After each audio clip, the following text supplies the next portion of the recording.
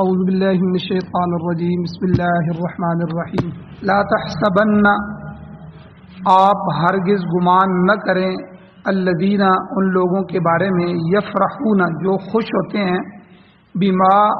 اس چیز پر اتو جو انہوں نے کی اپنی جو برائیاں کرتے ہیں غلط بات کرتے ہیں اس پر پھر اتراتے ہیں خوش ہوتے ہیں اور پھر ساتھ وہ یحبون اس چیز کو بھی وہ چاہتے ہیں اس کو پسند کرتے ہیں کہ ان یحمدو یہ کہ ان کی تعریف کی جائے بما ان حرکتوں پر ان چیزوں کی وجہ سے کہ لم یفعلوا جو انہوں نے کی ہی نہیں جو نیک کام کیا ہی نہیں اس پر تعریف بھی چاہتے ہیں فلا تحسبنہم پس آپ نہ گمان کریں ان کے بارے میں بمفازۃ من العذاب کہ ان کو عذاب سے کامیابی حاصل ہوگی ان سے عذاب کم کیا جائے گا بلکہ وَلَهُمْ عَذَابٌ علیم ان کے لیے دردناک عذاب ہے وَلِلَّهِ مُلْكُ السَّمَاوَاتِ وَالْأَرْضِ اور اللہ تعالیٰ کے لیے ہے آسمانوں کی اور زمینوں کی بادشاہت اور ملکیت وَاللَّهُ عَلَى كُلِّ شَيْءٍ قدیر اور اللہ تعالیٰ ہر چیز پر قادر ہے 34 پارے کے سورہ آل عمران کی آیت نمبر 188 اور 189 آپ کے سامنے تلاوت بھی ہے اس کا درس کا پہلا حصہ کل گزر چکا ہے جس میں یہ بیان ہوا تھا کہ اہل کتاب یہود اور نصارہ خاص کر کے یہودی اور منافقین ان تینوں کی ایک اور بری خصلت اللہ تعالیٰ نے ان آیتوں میں بیان فرمائی کئی خصلتیں پیچھے یہود و نصارہ کی اور منافقین کی بیان ہوئی ہیں اور یہ بات بھی بیان ہوئی تھی کہ ان عادتوں ان بری خصلتوں ان قباحتوں کو ذکر کرنے کا مقصد اللہ تعالیٰ کا یہ ہے کہ اے امت محمدیہ آپ نے ان برائیوں میں مبتلا نہیں ہونا جن میں یہ لوگ مبتلا ہوئے تو اس آیت میں ان دو آیتوں میں اللہ تعالیٰ نے کون سی بری خصلت ان کی بیان کی ایک تو یہ کہ جو کچھ غلط کام کرتے ہیں ان غلط کاموں پر خوش ہوتے ہیں یہ ہم نے بڑا اچھا کیا بہت اچھی شادی کی ہم نے بیٹے کی اس میں جو ہے وہ سب کچھ ناچ ہو رہا ہے سب کچھ ہو رہا ہے گانے چل رہے ہیں اور ساری فحشات اور منکرات ہو رہی ہیں اور اس پر خوش ہو رہے ہیں مطمئن ہیں کہ یہ ہم نے بہت اچھا کر دیا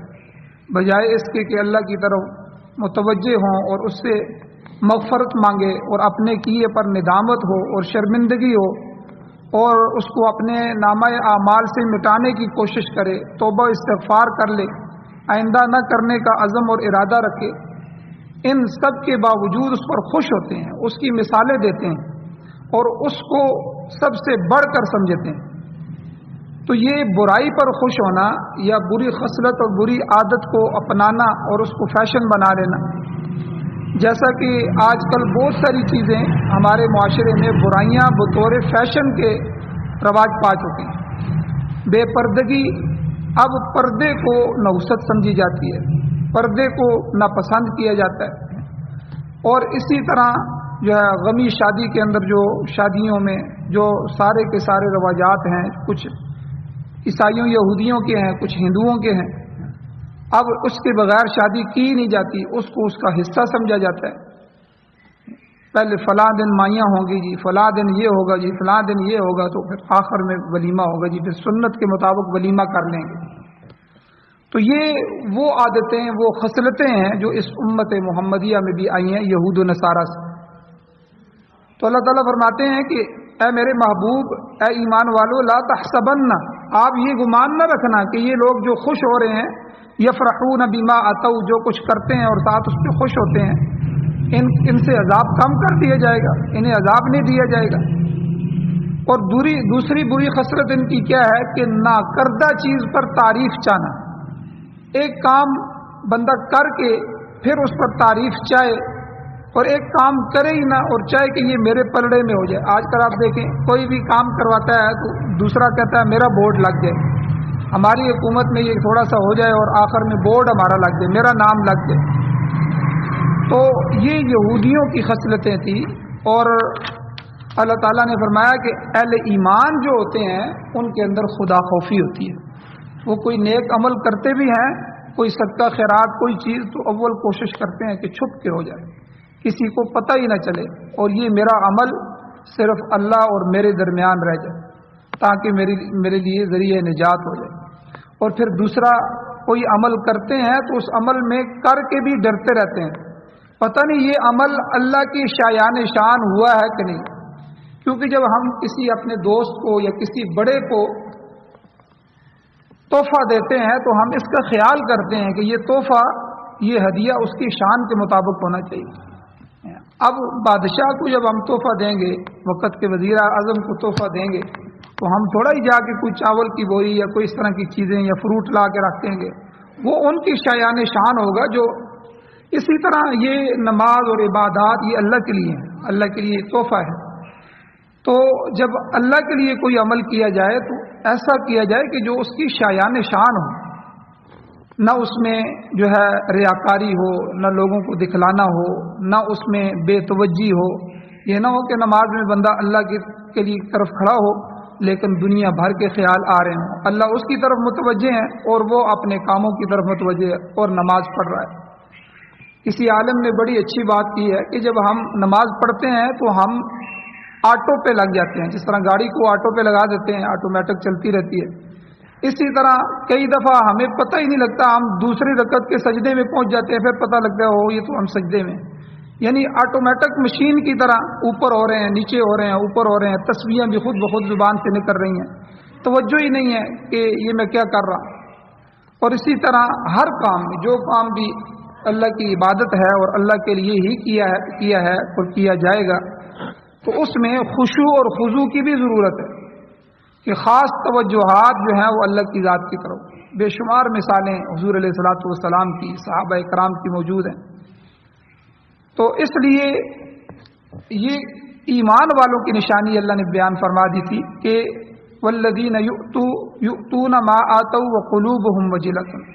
جب بھی وہ کوئی نیک کام کرتے ہیں تو ان کے دل ڈر رہے ہوتے ہیں کہ پتہ نہیں اللہ اس کو ریجیکٹ نہ کر دے،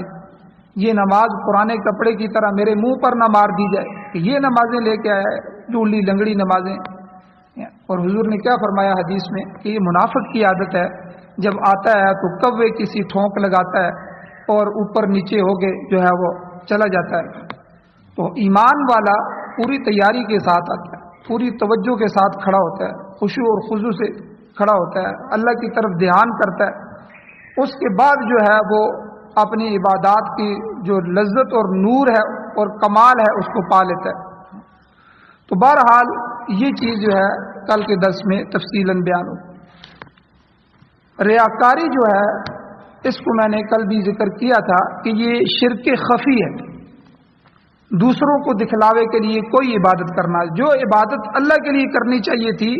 وہ دوسروں کو دکھلا کے کر رہا ہے کہ مجھے نمازی کہا جائے، حاجی کہا جائے، مجاہد کہا جائے، یہ کہا جائے۔ اس کے بارے میں مسلم شریف کے اندر حضرت ابو ہریرہ رضی اللہ تعالیٰ عنہ کی ایک لمبی حدیث موجود ہے۔ حضور نے فرمایا کہ قیامت والے دن جب حساب شروع کیا جائے گا تو سب سے پہلے 3 آدمیوں کو اللہ کے سامنے پیش کیا جائے گا۔ ایک ان میں سے شہید، اور وہ اللہ کے سامنے لایا جائے گا۔ کتنا بڑا درجہ ہے کہ اللہ کے راستے میں شہید ہو جانا۔ اللہ اس کے اعمال کے بارے میں دریافت کریں، بھئی بتاؤ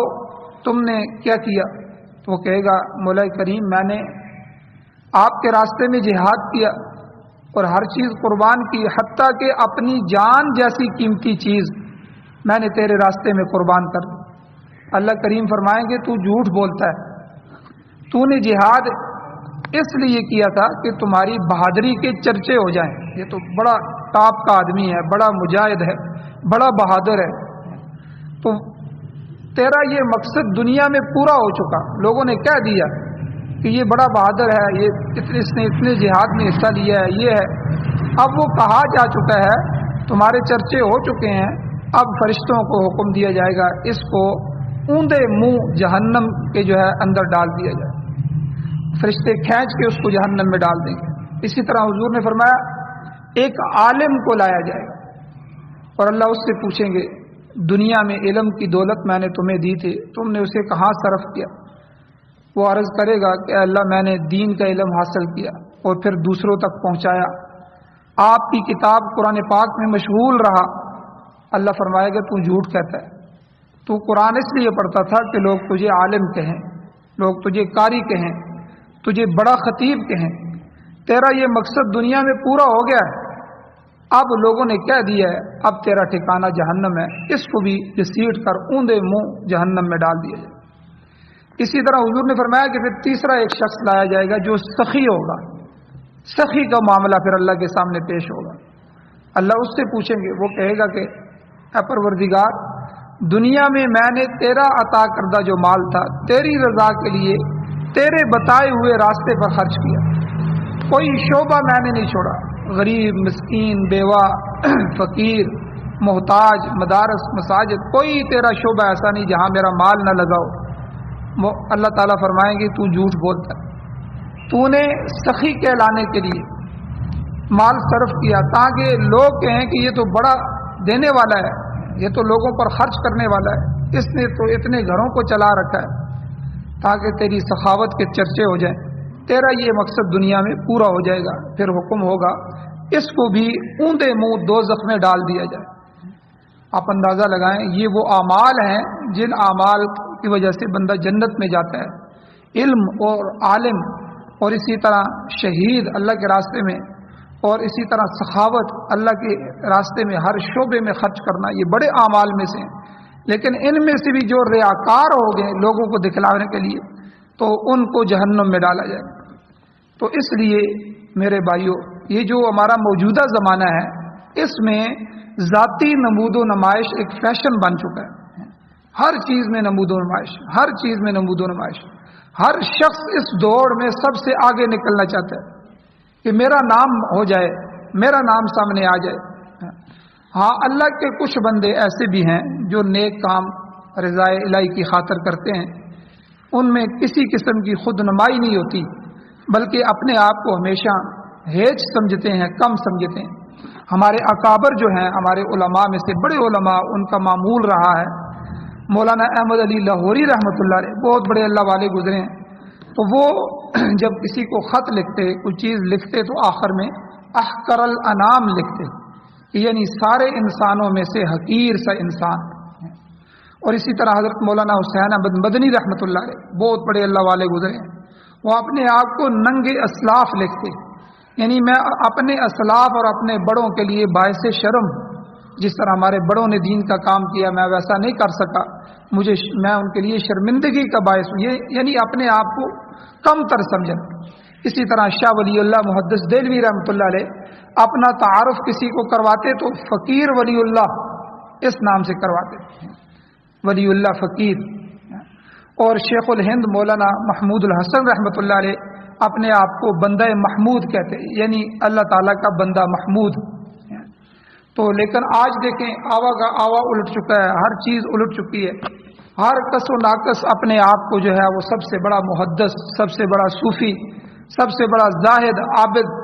وہ کہلانے پر مصر ہے کہ مجھے کہا جائے۔ بڑے بڑے پوسٹروں میں، جلسوں میں، جلوسوں میں ناموں کے ساتھ لمبے لمبے القابات لگائے جاتے ہیں، ان کی فہرست ایک بنائی جاتی ہے، پھر جو ہے اس میں خوشنمائی ہوتی ہے، پھر اس پہ خوش ہوتے ہیں، اور اگر کسی کا نام اوپر لکھنے کے بجائے نیچے لکھ دیا جائے تو اس پر احتجاج کرتا ہے، میرا نام نیچے کیوں لکھا ہے یا چھوٹا کر کے کیوں لکھا گیا ہے۔ تو یہ ساری یاد رکھیں نمود و نمائش ہے، یہ ساری ریاکاری ہے۔ مقصد یہ ہے کہ جس طرح یہود اپنے ہر کردہ کام پر خوش ہوتے تھے اور نہ کردہ کام پر تعریف چاہتے تھے، آج اہل اسلام میں بھی اسی بیماری کو دخل ہو چکا ہے اور یہ بیماری مبتلا ہو چکے ہیں، الا ماشاء اللہ جو لوگ جن کو اللہ تعالیٰ صراط مستقیم پر چلائے۔ تو اس لیے ان آیات کا مقصد یہ ہے کہ اے ایمان والو، یہودیوں کی ان بیماریوں کو اپنے اندر نہ آنے دینا، جن کی وجہ سے اللہ نے ان کو گمراہ کیا، اللہ نے ان کو تباہ کیا۔ آخر میں دوسری آیت میں اللہ تعالیٰ فرماتے ہیں وَلِلَّهِ مُلْكُ السَّمَاوَاتِ وَالْأَرْضِ، یاد رکھو آسمان اور زمین کی بادشاہی اللہ کی ہے۔ یہ جو جتنی بھی ملکیتیں ہیں، تمہاری ملکیتیں عارضی ہیں، موت کے ساتھ ہی ان سب کو چھوڑ کے چلے جاتے ہو، اور یہ کسی کی بھی ملکیت ہے نہیں، یہ کسی کا بھی نہیں ہے، یہ سب اللہ کا ہے۔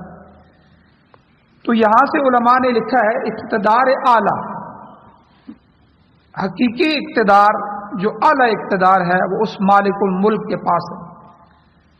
تو پھر کتمان حق کرنے والے جو مجرمین ہیں، حق کو چھپانے والے مجرمین اور مخلوق خدا کو ہدایت کی بجائے گمراہی کے راستے پر چلانے والے، جھوٹی تعریف پر خوش ہونے والے اور ریاکار لوگ، یہ اللہ کی سزا سے کیسے بچ سکتے ہیں؟ وہ تو ایک دن پکڑے جائیں گے۔ اللہ تعالیٰ نے یہ بات سمجھا دی کہ دنیا میں لوگ جس مال کی خاطر دھوکہ کرتے ہیں، جس مال کو کمانے کے لیے غلط بیانی کرتے ہیں، اس پر بھی ان کا قبضہ نہیں ہے، یہ سب کچھ اللہ کی ملکیت میں ہے۔ وہ جب چاہے کسی کو عطا کرے، جب چاہے واپس لے لے، اس کے سامنے سب حقیر اور بے بس ہے۔ دنیا کی یہ چند روزہ بادشاہت اسی مالک کی عطا کردہ ہے، اور انسانوں کے پاس امانت ہے، انہیں اس کا حساب دینا ہوگا۔ یہاں یہ بات یاد رکھیں، ایک اور بات بھی ان آیتوں سے ثابت ہوتی ہے کہ جمہوریت اور خلافت، یہ جو جمہوریت ہے جو آج کل ہمارے ملک میں اور ملکوں میں چل رہی ہے، یہ انگریز کا نظام ہے، یہ کافروں کا کفری نظام ہے، طاغوتی اور سرکشی کا نظام ہے۔ ہمارا نظام قرآن و سنت کا خلافت کا نظام ہے، اور حضور علیہ الصلوۃ والسلام کے بعد پہلے خلیفہ سیدنا صدیق اکبر رضی اللہ تعالیٰ عنہ تھے، دوسرے خلیفہ حضرت عمر فاروق رضی اللہ تعالیٰ عنہ، تیسرے خلیفہ حضرت عثمان غنی رضی اللہ تعالیٰ عنہ تھے، چوتھے خلیفہ حضرت علی رضی اللہ تعالیٰ عنہ تھے۔ یہ خلفاء تھے، خلیفہ تھے، خلافت کا زمانہ تھا۔ اور جمہوریت اور خلافت میں فرق کیا ہے کہ خلافت میں اختیار اللہ کے پاس ہوتا ہے، اقتدار اعلیٰ اللہ کی ذات ہوتی ہے، فیصلے اللہ کے مانے جائیں گے۔ خلیفہ صرف محتاج ایک بندہ ہوتا ہے جو حکومت کر رہا ہوتا ہے، وہ اللہ کے فیصلوں کو نافذ کرتا ہے، بس اس کا یہ کام ہے، اور وہ اپنی مرضی سے اللہ کے فیصلوں کے خلاف کوئی فیصلہ کرنے کا اختیار ہی نہیں رکھتا۔ یہ خلافت ہے۔ اور جمہوریت میں کیا ہے؟ جمہوریت میں اختیار اللہ کا نہیں ہوتا، بلکہ بندوں کا ہوتا ہے، یا بندوں کے منتخب کردہ جو نمائندے ہوتے ہیں، جو M P A M N A جو منتخب کر کے بندے، جی ان کا اختیار ہے،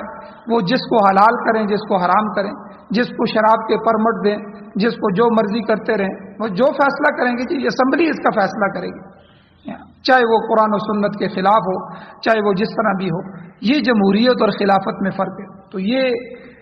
انگریز ہمیشہ یہ چاہتا ہے کہ پوری دنیا میں ہمارا نظام آ جائے، مسلمان یہ چاہتا ہے کہ اللہ کا نظام آ جائے۔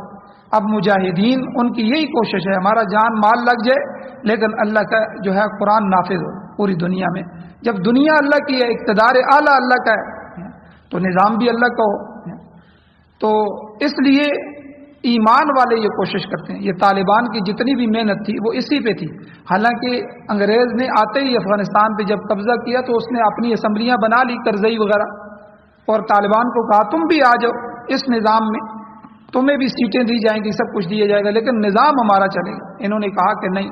ہم قربانیاں دیں گے، ہم تم سے لڑیں گے آخری وقت تک،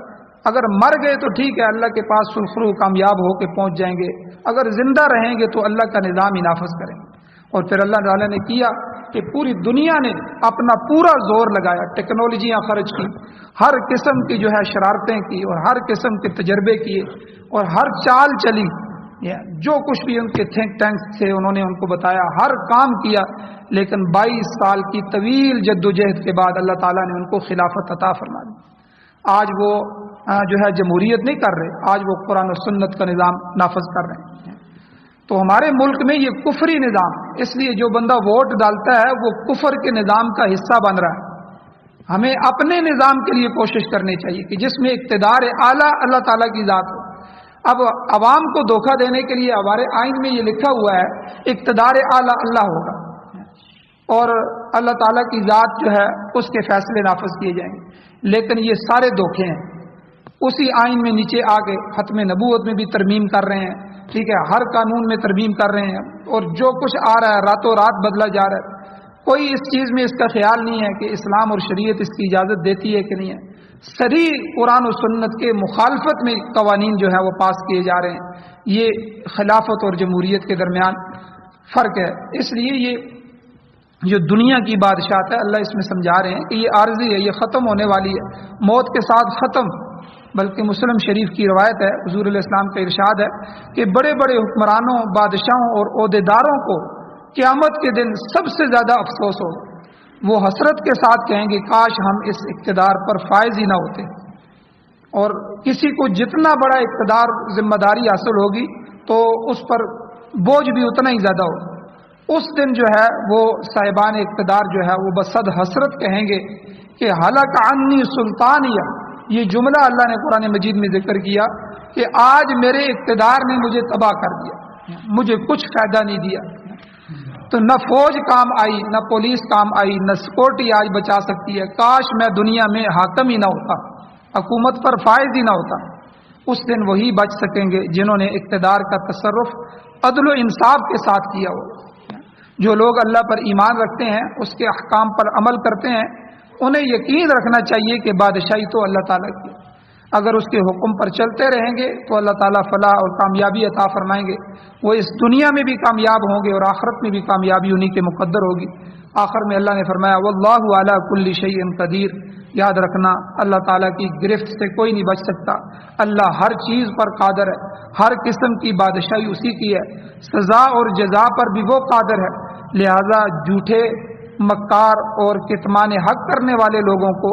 مالک الملک کی گرفت کا انتظار کرنا چاہیے، اور صاحب بصیرت لوگوں کو اللہ تعالیٰ کی طرف سے بہتر جزا کی امید رکھنی چاہیے، وہ ضرور کامیاب ہوں گے۔ اللہ تعالیٰ سے دعا ہے اللہ ہمیں عمل کی توفیق عطا فرمائے، آمین۔ الحمدللہ رب العالمین والعاقبۃ للمتقین والصلاۃ والسلام علی رسول النبی الکریم۔ اللهم ربنا آتنا فی الدنیا حسنۃ وفی الآخرۃ حسنۃ وقنا عذاب النار۔ یا اللہ ہماری کمیوں کوتاہیوں کو معاف فرمائیے، درگزر فرمائیے، صغیرہ کبیرہ گناہوں کو معاف فرمائیے۔ یا اللہ قرآن و سنت سے محبت نصیب فرمائیے، قرآن و سنت کو قرآن و سنت کے راستے سے نافذ کرنے کی توفیق عطا فرمائیے۔ یا اللہ خلافت اسلامیہ، امارت اسلامیہ، شریعہ کا نفاذ نصیب فرمائیے۔ یا اللہ قرآن و سنت کو پاکستان سمیت پوری دنیا میں بطور آئین، بطور دستور، بطور ضابطۂ حیات ہمارے مقدر فرمائیے۔ یا اللہ خلافت جو ہم سے چلی گئی ہے، یا اللہ آج تک جو ہے ہم غیروں کے نظاموں کے محتاج ہیں، غیروں کے جو ہے وہ ان کو آقا بنا کے ان کے غلام بنے ہوئے ہیں۔ یا اللہ ہمیں اپنی سرپرستی نصیب فرمائیے، اپنا نظام نصیب فرمائیے، قرآن و سنت کی بہاریں نصیب فرمائیے۔ یا اللہ جو پریشان حال ہیں ان کی پریشانیوں کو دور فرمائیے، بیماروں کو شفا عطا فرمائیے، جو ایمان کی حالت سے اس دنیا سے جا چکے ہیں ان سب کی بخشش فرمائیے۔ صلی اللہ تعالیٰ علی خیر خلقہ محمد وآلہ وصحبہ اجمعین برحمتک یا ارحم الراحمین۔